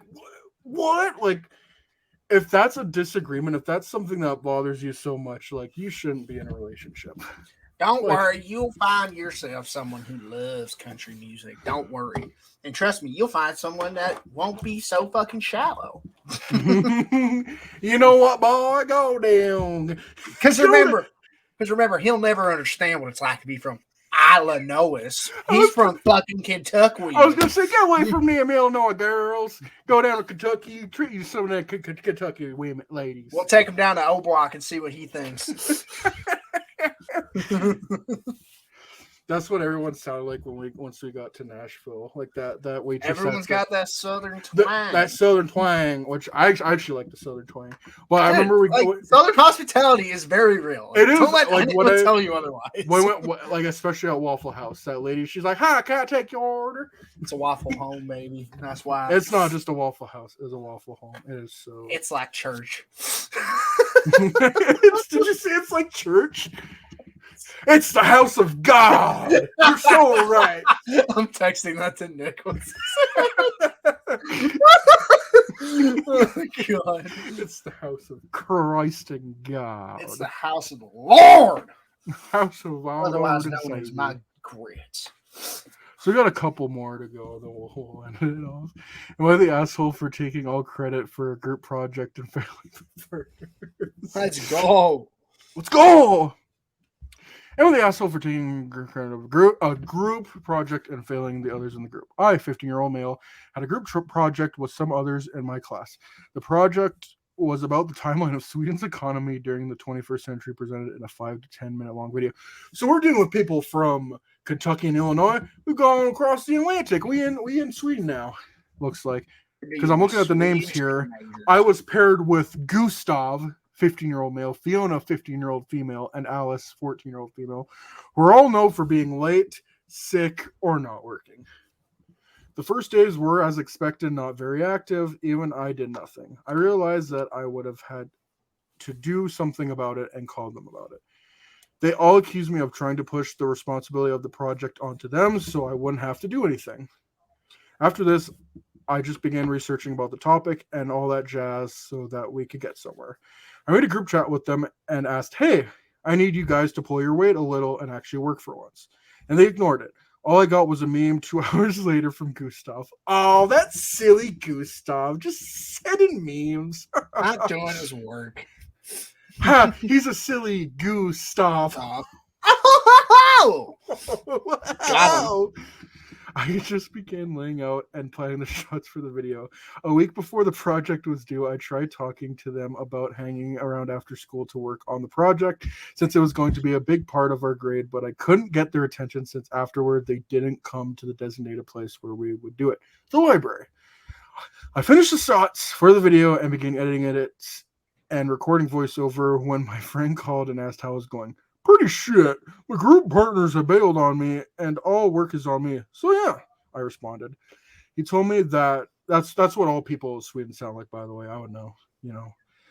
He told me that my group partners who were supposed to be helping me with the project had gone out partying. I was livid hearing about this and vented at my friend for a bit until I just hung up. Oh my god, is that an Among Us reference? He vented. Oh my god. He's sus. Yeah, that's funny. I'm sorry. It took 3 days for my OCT to let the video be acceptable to show. To solve the person problem, I just edited another one of me in those shots where it was necessary. I do a lot of editing, so I know this stuff. But then I realized something. I decide what goes in the video. In the credits of the video, I put my name on everything and my partner's name on. Did absolutely nothing. The day of the presentation came and I played the video when my partner's just looking at their phones. Whenever I was on screen twice, I heard the occasional giggle and the room erupted with laughter from everyone when the credits rolled. Before we even, like, there's still a bit to go. That's fucking legend shit. Like, there is no, like, greater feelings than, like, making your class laugh or, like, going to work and making your coworkers laugh. Like, it's like that meme. It's, like, feelings that give you power and it's just, like, money and, like, and then it's just, like, making people in the room laugh. After the presentations, my partners pulled me aside and told me, "You asshole," and went to the teacher. I explained my side of the story, and I got the equivalent of an A, and my partners got to redo the entire project.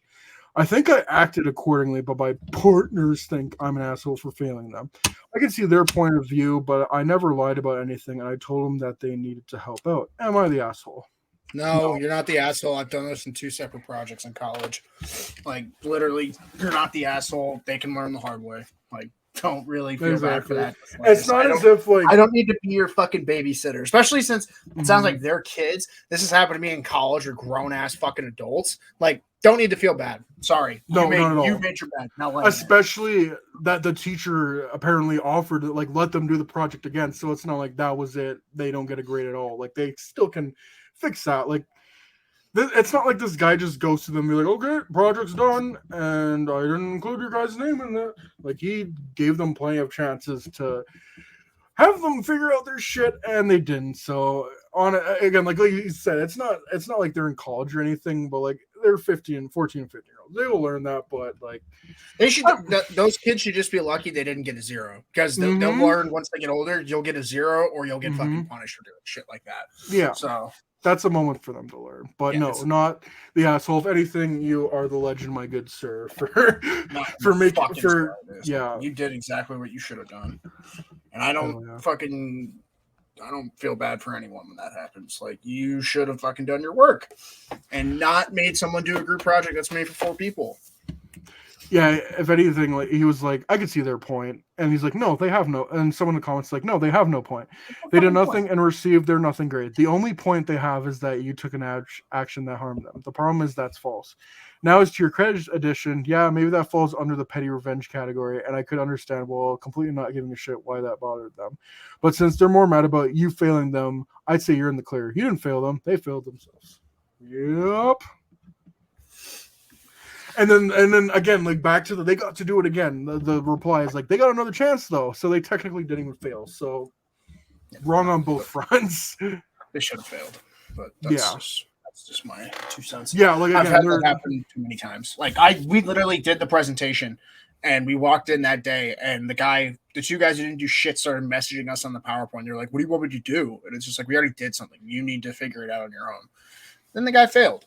It's not my problem. Don't be a fucking idiot. I missed the part where that's my problem. Literally, like me and my partner, she and I did not care whatsoever. It was like, fuck it, we're gonna get good grades, and guess what? We got a fucking A. That's how that works. Fucking A. And the best part is, when you get older, they'll ask you how much people did in the group, and they'll give them a grade accordingly. So, oh yeah, now like.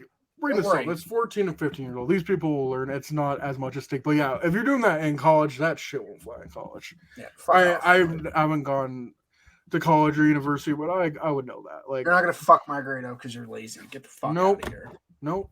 Like if you're not there, if you're not putting the work in, you're not gonna get graded as such. So facts. All right, let's do one more. One more. Hell yeah. Am I the asshole for laughing at my old bully getting rejected? Am I female, 19 years old, the arsehole for laughing at old bully getting rejected? So I think we've gone to the UK, Sweden, and we've done Kentucky and Illinois. We're all over the place today. We're all over the map. Last night, I was catching a bus home from university. I live 30 minutes away from university, so I still live at home. Honestly, living at home as an adult. It was a late night bus, as I had stayed back late and studied in the library. There wasn't anything unusual about the bus until I started to hear a familiar, annoyingly squeaky voice talking at the back of the bus. I looked behind to see it was a girl who had bullied me relentlessly throughout secondary school, sat with a guy who had bullied me during primary school. To make this an easier read, I'll call her Missy and him Bill. My headphones had died whilst I was studying, so I couldn't help but eavesdrop on their conversation. I pretty quickly realized that Missy was flirting with Bill and kept suggesting that they needed to go out sometime and that they needed to make a date. Bill was clearly not into her, but his friend kept egging Missy on. I started to feel quite bad for Bill, even if he was a little shit through school. Missy just wouldn't stop trying, and his friend was making it get even worse. Whilst this was all happening, I was texting a group chat of my friends everything they were saying and desperately trying not to laugh at what I was overhearing. Missy is very disliked by our friendship group. Whilst we were still at school, she slept with one of their boyfriends, called one racist slurs, suggested that one of them had been deported after having a week off to travel to her grandparents' funeral, and outed me as a lesbian to my parents on my own birthday. So they were all finding it out amusing as I was. Wow. I was trying my hardest to hold back my laughter as the group chat were making jokes, and Missy was getting rejected again and again, but not taking the hint. Missy finally broke me when Bill once again said no, and her comeback to being rejected was, "But I have a fat bunda." Parentheses, for all those outside of the UK, a fat bunda would be a large bottom. I burst out laughing, making myself snort as I continued laughing. I turned around to apologize whilst trying to hold back my laugh, but Missy was glaring at me, and Bill looked like he wanted to be anywhere but the bus at the moment. Missy then began screaming at me and stormed off the top deck down to the bottom deck for the rest of the bus journey. I feel bad for laughing at her. and making... double-decker process. Yeah. I feel bad for laughing at her and making Bill feel even more uncomfortable, but it felt good seeing my old bullies making a fool of themselves. So am I the asshole? No. Once again, you're the legend. Like, you're not the asshole for laughing. This fucking bitch outed you on your birthday. Like, that's terrible. That's the thing. Like, bullying. The thing about bullying is it's repetitive, and it can be at times traumatic for a lot of people. Like, there's times in school where like kids get into fights and stuff. Like, kids do stupid shit. And like, people change, people mature as they get older. Like, I probably did some stupid stuff when I was little, but I've grown up from that. But bullying someone, like, that's not like being, immature. That's just being an asshole. You're grown up in a family that has taught you, like, hasn't taught you right from wrong. Like, there's probably some mental illnesses, or maybe that's within your family. Like, you probably grew up in a broken home if you're bullying other children. Like, you shouldn't feel bad at all. Like, again, I was never bullied. Like, I can't really speak too much about, like, you should be able to laugh at both of them. Like, both these people bullied you, and both of them are super embarrassed and you get to witness this, I would be laughing my ass off. You are not the asshole. 100%. And like, again, there's levels to it all. Like being outed as a lesbian and like calling them racial slurs, and like suggested that one of them had been deported after having a week off to travel to her grandmother's funeral. Like that's no, you're a horrible person, abusive person, mentally abusive person at that point, and both of them deserve it. 100%. The replies from the UK, I never ever heard the word bunda before, but hey, every day's a school day. Not the asshole. Serves her right. Every day's a school day. It's a good one. It is true. Not the asshole. Anybody who could say that sort of thing out loud on a bus can't expect others around to completely ignore the spectacle that Missy was making. You have the right to not feel sorry for any of them for the reasons you listed, but even toe stringers would have a difficult time trying not to laugh at that situation on the bus that you went. I don't know if there's anyone sitting around her. I don't think she specified that, but they're lucky that she was the only one who caught that. Like, because even if there's like a few more people, are you telling me someone else is not recording that? Oh, literally. You're going to go viral being pathetic. Like, good one. Holy. Yeah, there's so many replies. And then one of the comments is like, I just want to say living at home at age 19 is so normal. Don't let capitalism convince you to move out of your family home as soon as possible to pad some landlord's pockets. So real. There we go. I think that's enough for today. We're almost at 2 hours. Dylan, it was a pleasure doing it with you. Just the two of us, and I thought we had a great time. So, yeah, Blackhawks off to a great start. They play, I think, the Avalanche tomorrow night. It's a late game. 10:30. Oh my god. Yeah, I gotta work the next day, so I'm gonna be watching that. But they play Vegas at 6:00 on Saturday. And it'll be their home opener, and you get to go to the Hawks Boston game. Yeah, I'll be there next Tuesday. That's pretty friggin' sweet, honestly. As will Rose. Let's go. All right, y'all. Thank y'all for tuning in. Give us a 5-star rating on your preferred podcast platform. Take care. Enjoy the rest of your day, and we shall commence another time. Peace out, y'all.